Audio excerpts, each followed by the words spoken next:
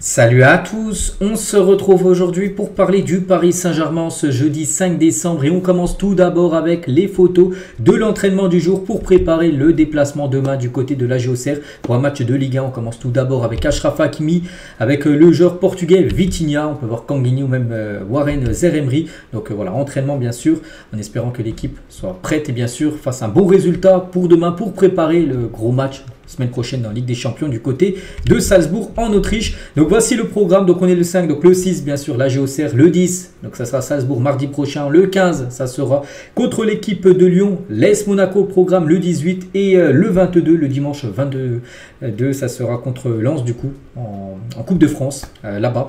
Voilà le gros programme bien sûr pour cette fin d'année 2024. Et concernant le match à demain contre l'AG Auxerre, n'oubliez pas que la conférence de presse de Luis Enrique aura lieu cet après-midi, donc jeudi à 13h. Donc demain, quand on fera l'avant-match, on reviendra sur toutes les déclarations du coach du Paris Saint-Germain.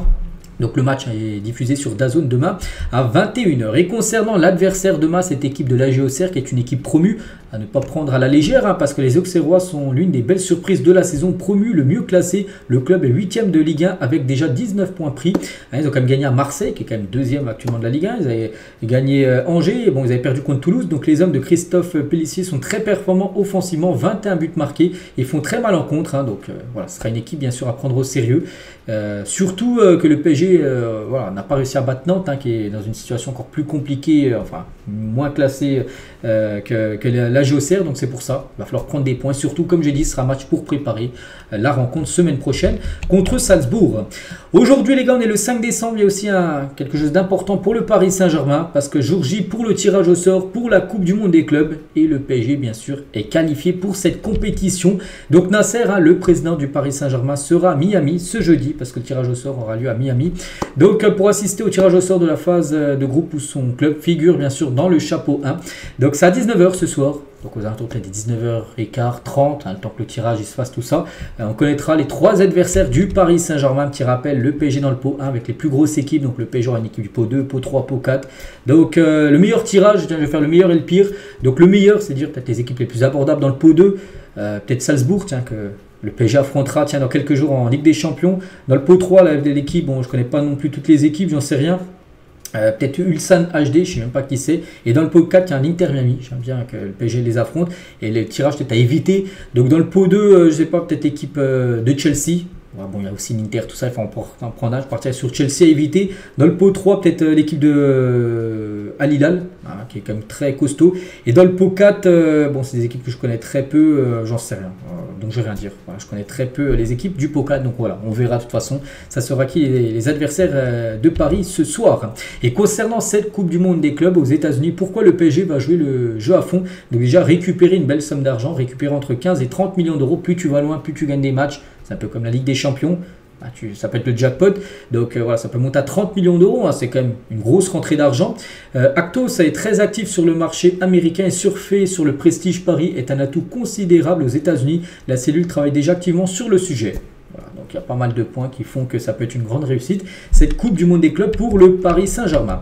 Et à noter les gars que cette Coupe du Monde des clubs, en gros ça pourrait décaler la première journée de Ligue 1. Donc la Coupe du Monde des clubs pourrait décaler la reprise de la future saison de Ligue 1. Pour rappel, se déroule du 15 juin au 13 juillet aux États-Unis. Seul le PSG en France est concerné. Donc ça se peut que soit la première journée de Ligue 1, par exemple, qu'elle commence je sais pas, le 8 août, elle commencera une semaine après. Donc tous les matchs, ou soit seulement le match du PSG reporté un peu plus tard. Parce que voilà, imaginez le PSG va jusqu'en finale le 13 juillet, puis la première journée de Ligue 1 le 8 août.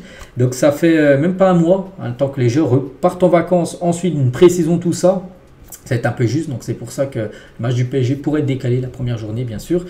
Tout sera acté, on va dire, début d'année 2025 par rapport à la future saison de Ligue 1. Et à noter, les gars, que ça sera DAZN qui diffusera cette compétition. Et une bonne nouvelle, c'est surtout que sera gratuit. Tous les matchs gratuits en direct, et même pas obligé d'être abonné à DAZN pour suivre, bien sûr, cette compétition, où le PSG, bien sûr, jouera cette compète. Bref.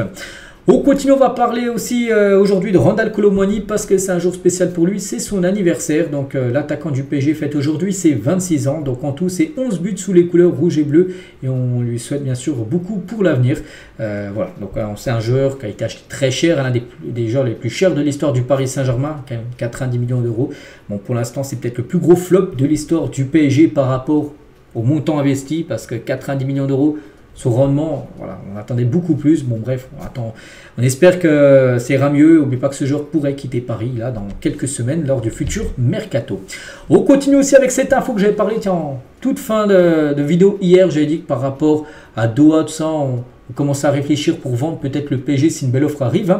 Donc c'est d'après l'équipe. Donc voilà, certaines sources proches de Doha assurent que l'émir, donc le propriétaire du PSG, celui qui est au-dessus de Nasser, serait vendeur du PSG en cas de belle offre. Donc il y a un détachement prononcé du PSG depuis la fin de la Coupe du Monde 2022. Donc désormais le club parisien n'est plus perçu comme une priorité. Donc voilà, c'est le journal L'équipe, un journaliste qui a envoyé ça.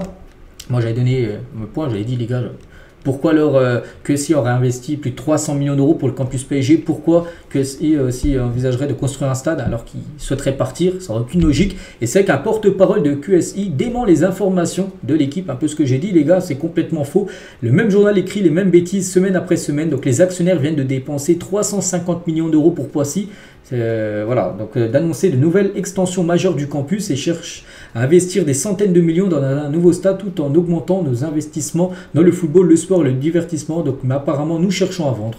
Voilà, ce qu'aurait dit un porte-parole, c'est qu'il n'y a aucune logique, bien sûr, que le PSG, enfin que QSI aimerait vendre le Paris Saint-Germain alors qu'ils viennent d'investir beaucoup de millions d'euros sur le campus, sur peut-être le nouveau stade qui va être construit. Donc voilà, non, QSI bien sûr souhaite rester encore longtemps avec le Paris Saint-Germain. Donc voilà, ce qu'elle va dire sur ça. On continue aussi avec une autre info concernant le coach, Luis Enrique. Donc a parlé à ses joueurs à l'entraînement. Donc il estime que tout le monde doit mettre de l'eau dans son vin, lui compris. Que voilà, il a mené de l'apaisement parce qu'on sait que ces derniers jours il y avait pas mal un petit peu de guéguerre entre lui par exemple et Dembélé, entre lui et Barcola, tout ça. Donc en gros il a parlé à tout le monde à l'entraînement pour apaiser les tensions on va dire.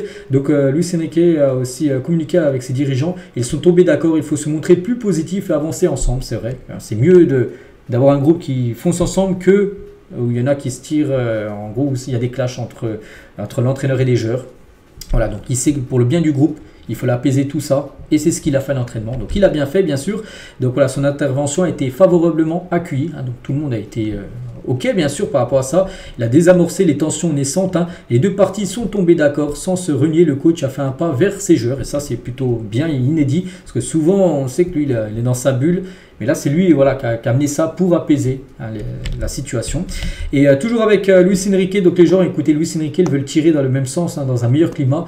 Donc Enrique a par ailleurs toujours le soutien de ses patrons. Donc bien sûr, le président Nasser ou même le grand patron, donc l'émir, bien sûr, qui souhaite toujours conserver Luis Enrique. Donc face à son groupe, il a martelé qu'il fallait tout que le monde aille en gros dans le même sens. Bref, on va parler aussi mercato, parce que d'après Plettigol, Plettigol c'est un journaliste allemand plutôt fiable, c'est très fiable en Allemagne, je vois souvent son nom.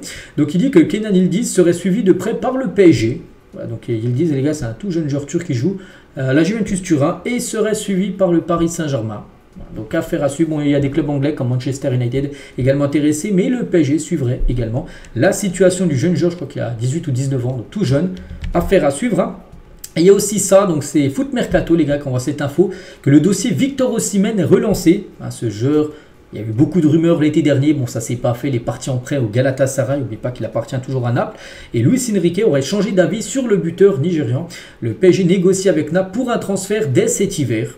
C'est comme une grosse info, bon j'en sais rien si c'est vrai ou pas, c'est Foot Mercato les gars, les journalistes de Foot Mercato qui envoient ça, relayé comme par After RMC hier, vous savez l'After RMC où il y a Riolo tout ça, ils ont dit, eux aussi confirment en gros que le PSG voudrait recruter Victor Osimhen et 2 joueurs de Première Ligue pour le Mercato d'hiver, là dans quelques semaines. Voilà, donc tout d'abord Osimhen, parce que là on a un nom, parce que les 2 joueurs de Première Ligue il n'y a pas de nom, mais là Osimhen c'est un numéro 9, on sait que le PSG a besoin de 9. Voilà, ce serait Osimhen qui serait ciblé. Comme j'ai dit les gars, n'oubliez pas qu'il est prêté par Naples. Donc il aurait pu être prêté seulement que 6 mois au Galatasaray. Après venir, pourquoi pas à Paris. Après avec une option d'achat. Voilà, tout est jouable. Donc on va suivre bien sûr de près le dossier Victor Osimhen.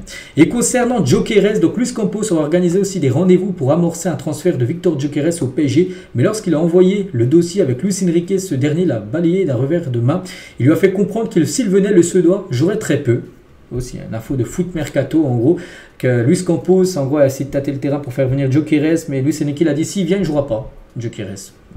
Voilà, bon, pour l'instant, on serait plutôt proche, enfin, le PSG serait plutôt sur Osimhen que sur Victor Gyökeres.